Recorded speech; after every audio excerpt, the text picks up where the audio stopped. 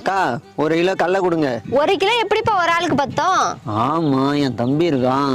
அப்ப 2 கிலோவா கொடுத்துருங்க. உன் தங்கச்சி கோச்சிக்காதா? சரி 3 கிலோ கொடுங்க. உங்க அப்பா கஷ்டப்பட்டு உழைக்கிறாரு. 4 கிலோ கொடுங்க. வாய்க்கு ருசியா உங்க அம்மா சமைச்சு போடுறாங்கல்ல. 5 கிலோ கொடுங்க. ஏன்பா உன் குடும்பத்தை பத்தி மட்டும் யோசிக்கிற?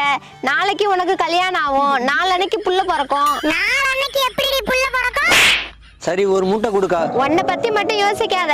நாளைக்கு உன் தம்பிக்கு கல்யாணம் ஆகும், உன் தங்கச்சிக்கு கல்யாணம் ஆகும். மொத்தம் எவ்வளோக்கா இருக்கு? 10 மூட்டை தான்ப்பா இருக்கு. சரிக்கா, நான் போய் ஆட்டோ எடுத்துட்டு வரேன்.